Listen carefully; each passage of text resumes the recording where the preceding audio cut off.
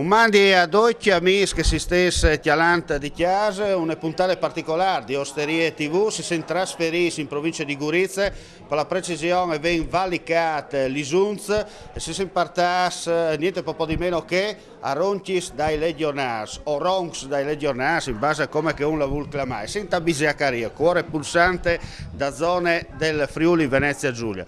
Solitamente questa trasmissione noi parliamo in friulano, però con Luca Perrino vogliamo passare insieme una ventina di minuti per scoprire un po' quali sono le iniziative legate a una bella manifestazione che sarà qui a fine giugno e vedrà protagonisti anche il nostro gruppo con sottoscritto attraverso Canal Furlan e con Gigi Di Meo attraverso il discorso di Telepordenone. Allora Luca, collega, giornalista del Piccolo, soprattutto titolare di un'importante agenzia di comunicazione, innanzitutto perché la scelta di questa location?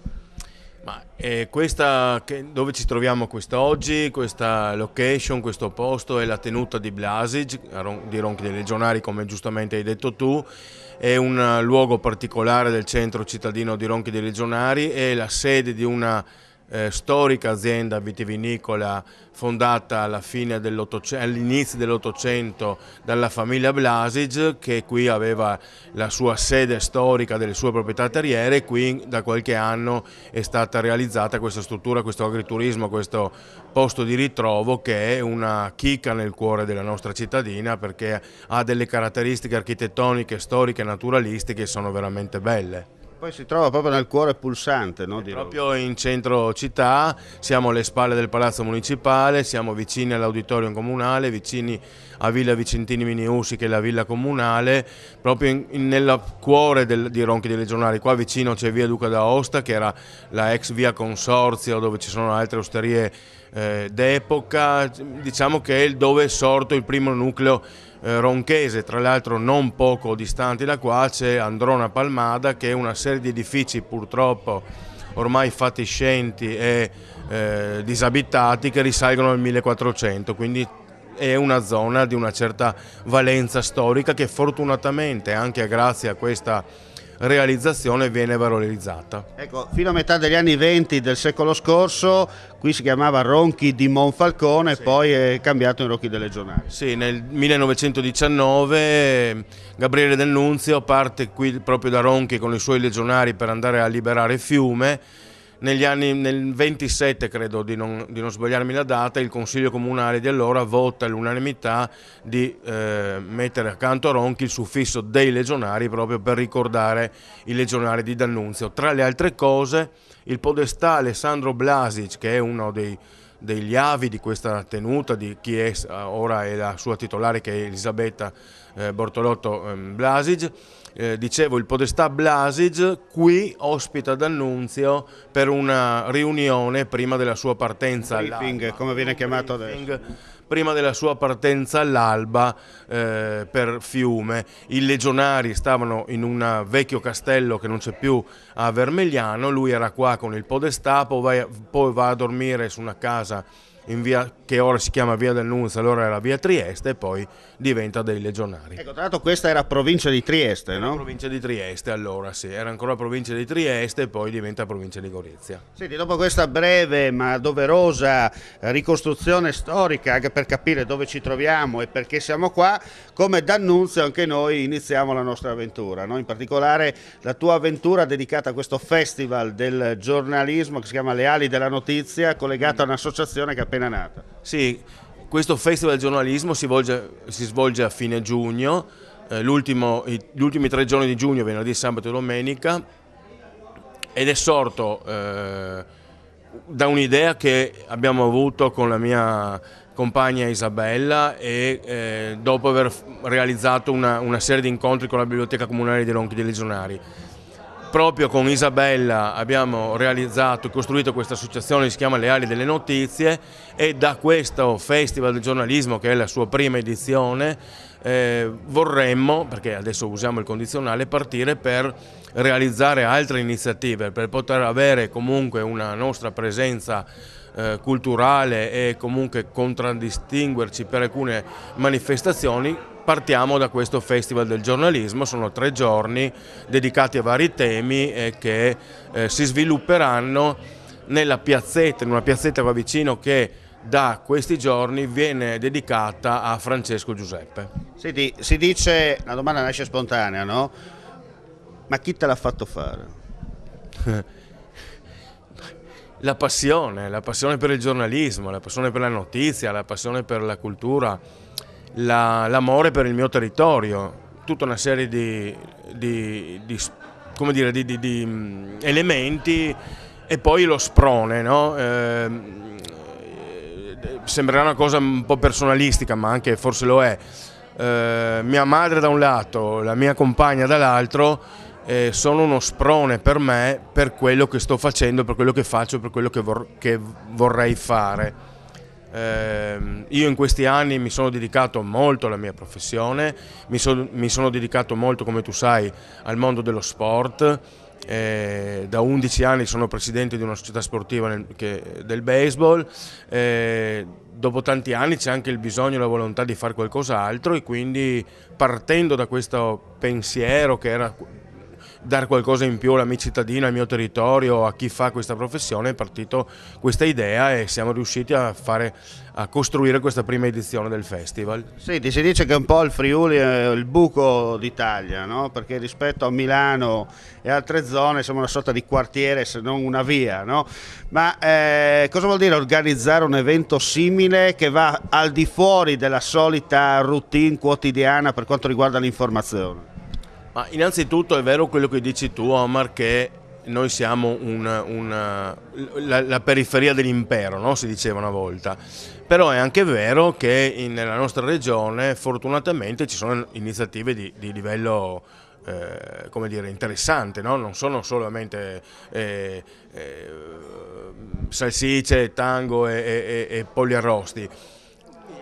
Credo che in tante persone, io per ultimo, no? La mia associazione, Isabella e io in questa associazione, voglio dire, arriviamo per ultimi, siamo l'ultima ruota del carro. Però credo che comunque sia tutto questo possa dare la possibilità al nostro territorio di avere una visibilità e una conoscenza ancora maggiori. Credo sia un obiettivo bello, importante, credo sia anche qualcosa di stimolante, perché credo che la nostra regione abbia delle potenzialità che forse non tutti conoscono, neanche quelli che abitano nella nostra regione. E qui confermo quello che tu dici, perché il friulano, ma comunque il Friul Veneto Giuliano per sua natura tende a essere molto campanilista, magari anche il nostro lavoro è visto un po' come una sorta di non lavoro, perché quando tu vai in giro, soprattutto ma anche nelle mie zone dove la gente fa dalle 8 alle 5 la sera e lavora in fabbrica, gli dici, o comunque dei campi, ti dice fai il giornalista, che lavoro è? Punto di domanda. Ah, è vero, perché io mi ricordo che un nostro, come si dice, precursore, che è ancora vivente, quindi insomma comunque una persona di un certo valore, che è Luca Goldoni, diceva che quando lui aveva cominciato a fare questo mestiere tutti gli dicevano meglio che lavorare, perché comunque lui andava al cinema, lo pagavano per andare al cinema, andava a vedere uno spettacolo teatrale, lo pagavano per andare a vedere uno spettacolo teatrale, andava a vedere una partita di pallone, lo pagavano per andare a vedere una partita di pallone. Questo è verissimo. Noi facciamo un lavoro che molte volte è vero che ci scontriamo con orari e con impegni molto pressanti e molto stressanti anche molte volte, ma è anche vero che siamo a contatto con realtà e con iniziative che non possono che portarci del bene al cuore e alla mente. Senti, qual è lo scopo principale di questa iniziativa? Ma far conoscere quello che è il mondo del giornalismo. Ecco, noi abbiamo ideato un programma che si sviluppa su 3 giorni, il 26, 27 e 28 di giugno, sono in tutto 5 appuntamenti. Lo scopo è quello di far conoscere questa professione. Molti di noi conoscono le firme o i volti guardandoli alla TV o guardandoli sul web, magari può incuriosire vederli da vicino, sentirli parlare, sentire quello che è la loro professione, cosa che vuol dire, quello che li ha portati a farla, quello che hanno vissuto, le emozioni che hanno provato, insomma questo credo sia l'obiettivo principale. Senti, si parla tanto oggi come oggi di new media, dunque da una parte la classica televisione affiancata alla carta stampata e poi questi nuovi media che sono un po' il web per quanto riguarda insomma l'informazione. Manca però la radio. Sì, nel nostro appuntamento dici. Sì, è vero. In generale in Friuli Venezia. Sì, manca la radio, è vero. Io sono di una generazione che abbiamo scoperto le radio attraverso le radio private. Quando ero ragazzino noi avevamo le radio sotto casa, cioè non io personalmente non la facevo, ma tu ascoltavi la radio sotto casa, quella di 1 chilometro di distanza. Adesso noi siamo abituati ad ascoltare invece i network nazionali piuttosto che la RAI. Senti, ma secondo te si può fare ancora radio a livello locale? Oddio, io penso che anche si possa fare, credo che i costi siano molto superiori che non quelli che c'erano una volta, insomma.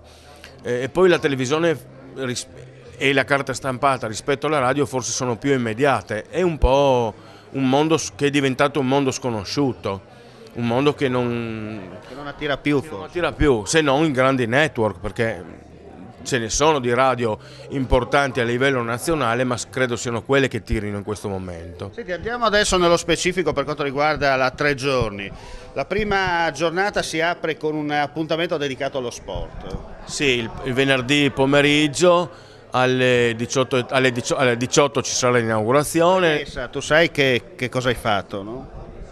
Che cosa? Perché chi hai chiamato a moderare il dibattito? Sì, beh, certo, lo so perfettamente. Non so se ti rendi conto. Perfettamente. Beh, sono contento che ci sia tu, Omar. Sono contento che mi hai invitato. No, beh, insomma, è stato un piacere invitarti, insomma, e credo che sia una buona presenza. 18:30 parliamo di sport, parliamo di quello che è stata l'evoluzione del giornalismo sportivo.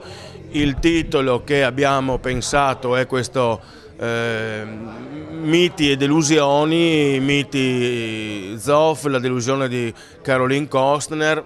Non parleremo nello specifico dei due personaggi in particolare. Diciamo, si farà una sorta di viaggio nel tempo. Di viaggio nel tempo, come è cambiato il giornalismo sportivo. Insomma, abbiamo tra gli ospiti anche Bruno Pizzul, quindi una voce che tutti ricordano per aver legato appunto la sua voce alle gesta della nazionale italiana di calcio. Quindi pochi sanno che lui alle Olimpiadi di Monaco, questo erano degli aneddoti che mi ha raccontato personalmente, alle Olimpiadi di Monaco lui fece 9 ore di telecronaca di canoa fluviale. Madonna, questo non lo sapevo. Pluviale. Ecco, questo non lo sapevo nemmeno io. Credo sia una pietra miliare del giornalismo sportivo italiano, e poi un nostro corregionale, quindi una persona che ci dà del valore aggiunto. Prima parlavamo della nostra essere limitrofi, del nostro essere periferia. Ecco, quel pomeriggio lì parleremo di sport e di quello che è stata l'evoluzione del giornalismo in questo settore. Ci sono degli protagonisti, insomma, assieme a Pizzul. Oltre a Pizzul, insomma, hai chiamato anche altri. Sì, ho chiamato anche altri, guardo il foglietto perché... De Grassi, del caposervizio, C'è Roberto De Grassi, che è responsabile della redazione sport del Piccolo, c'è Daniele Damele e Francesca Spangolo, che è una giornalista apprezzata e brava collega, tra l'altro. E poi ci sarai tu che coordinerai questo incontro. Quello che rovinerà un po' la serata. E non credo. Senti, ma cosa vuol dire oggi come oggi, proprio per cercare anche di spiegare bene ai nostri telespettatori, raccontare un aspetto dello sport attraverso dei personaggi, dunque passando dalla carta stampata alla televisione ai new media e anche al racconto scritto? Beh, io credo che sia la possibilità data a chi ascolta, a chi verrà a vedere questo festival, di capirne di più, di sapere quali sono le varie tipologie di informazione, di capire quello che si può apprezzare dalla TV piuttosto che sulla carta stampata, piuttosto che dai new media che adesso vanno di moda, insomma si stanno spingendo all'attenzione della gente. Credo abbiano la possibilità gli ascoltatori, i visitatori, insomma il pubblico, di capirne di più. Senti, poi finisce questo dibattito, non si va a casa, ma c'è un'altra bella scorpacciata di ospiti e di argomenti. Ecco, alle ore 21, leggo perché così non mi dimentico, si parla di Eroi ubriachi, l'Italia del sorpasso, un paese pieno di scene, quindi si parla dell'Italia nel momento attuale, no? L'Italia sconvolta da mille peripezie, adesso da Calciopoli di nuovo, piuttosto che dal Gettonopoli, insomma, Grande Fratello, tutte queste ecco. robe. E quindi qua abbiamo un'altra serie di giornalisti importanti che sono Roberto Kovacs, che è la mente storica locale, giornalista del Piccolo storico, anche scrittore, quindi ha anche sfornato bei libri ultimamente. Assieme a lui c'è Magdi Cristiano Allam, che attualmente scrive sul Giornale ed è stato protagonista di questa conversione al contrario dall'essere musulmano al diventare cristiano. Ha scritto un ultimo libro proprio sul Corano visto dagli occidentali che non potrà non incuriosire e anche creare un certo dibattito. C'è Gabriele Polo, che è l'ex direttore del Manifesto, ora fa il freelance, si è occupato anche di vicende internazionali. Diciamo che lui era il direttore all'epoca della sgrena in Iraq. Dell'uccisione del funzionario Nicola Calipari, ne ha scritto un libro che è uscito non da molto tempo, quindi è uno che sa quello che è la storia italiana. Assieme a loro ci sarà appunto il direttore Gigi Di Meo, che è anche, come dire, famoso per le sue battaglie a livello locale, ma anche no, insomma una persona che si fa valere, che sa il fatto suo, credo, almeno quello che penso io. Coordinerà tutto, introdurrà e modererà la collega Cristina Visentini, giornalista professionista che attualmente è al Primorski Dnevnik. Senti, poi sabato cosa ci proponi? Sabato 18:30, pasta, vino e parole, la notizia agroalimentare nell'anno dell'Expo, non poteva essere diversamente, da poco è iniziato l'Expo, anche lì tra mille polemiche, tra mille attese, il menù. La nostra regione permette è un po' un mini Expo perché da anni propone una cucina molto variegata e anche variopinta nel suo essere. Certo. La nostra regione è anche presente all'Expo, ci sono molti produttori locali di vini, di cibi particolari, di prodotti della terra, quindi una manifestazione a cui l'Italia punta molto, che però è stata costellata anche lì da mille polemiche, da mille dibattiti. Quindi parleremo del turismo, del giornalismo enogastronomico. Anche qua abbiamo degli esperti nel settore che sono Beppi Pucciarelli, sono Niccolò Gambarotto, direttore della rivista Fuoco Lento, Stefano Cosma, che è anche un giornalista che si occupa di enogastronomia, introduce e modera Ciro Vitiello, che è un collega del Piccolo che si è prestato a fare questo ruolo e a darci una mano a farci capire cos'è il giornalismo enogastronomico nell'anno in cui c'è questa grande kermesse mondiale ospitata nel nostro paese. Sabato va un po' a concludersi così, però poi c'è anche qualcos'altro. Sì, sabato sera noi rendiamo omaggio alla Grande Guerra.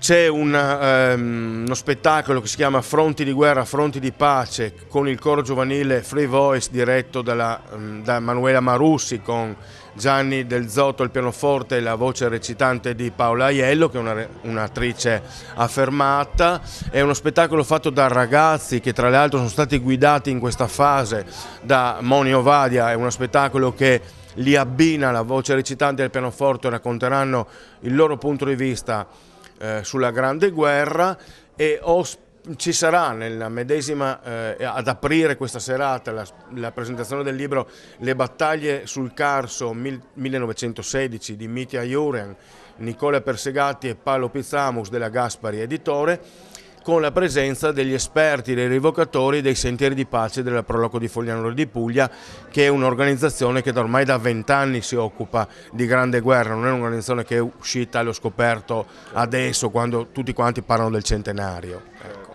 E poi domenica si va a chiudere questa kermesse. Domenica mattina l'ultimo appuntamento, iniziamo alle 10:30, si parla di Largo ai giovani, come dicevi tu, le nuove frontiere del giornalismo nell'era dei social network, quindi si parla di new media, ci si scosta dalla carta stampata, dalle riviste patinate, dalla TV, dalla radio, si arriva ai social network, ai blog, alle nuove frontiere, e anche qui abbiamo degli ospiti importanti.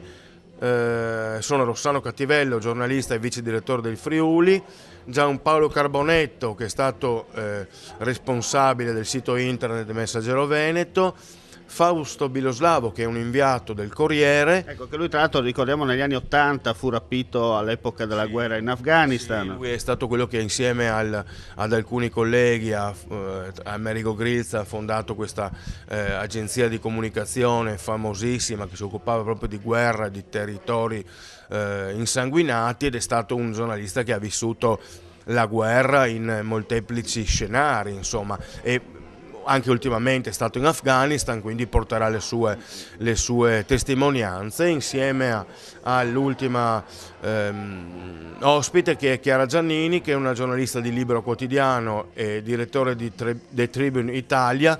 Anche lei è stata, conosco molto bene. Ecco, tu conosci bene, è Un stata, bel peperino, ma nel senso buono. ecco, è stata anche lei inviata nelle zone di guerra. Anche lei porterà la sua testimonianza. Introdurrà e modererà questa mattinata il presidente dell'Ordine dei giornalisti di Venezia Giulia, che è Cristiano Degano. Bene, allora questa è stata un po' la presentazione. Noi stiamo per andare a chiudere la nostra puntata di Osterie TV dedicata alle ali della notizia, Festival del giornalismo che si svolgerà, ripetiamo, dal 26 al 28 giugno qui a Ronchi dei Legionari. In caso di maltempo, come l'hai già detto, si andrà invece all'auditorium, altrimenti si potrà degustare e capire meglio come funziona questo mestiere, che può piacere e può anche non piacere. A volte c'è chi lo fa per passione, a volte c'è chi lo fa perché crede di guadagnare. Beh, secondo me la passione è la primis, poi il guadagno, come si dice qualcuno, arriverà.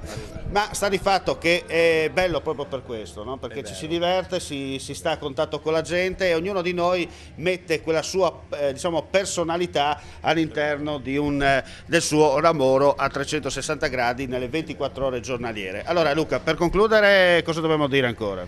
Spero che questa prima edizione, per il piacere nostro di chi l'ha organizzata, sia un buon successo, che la gente partecipi.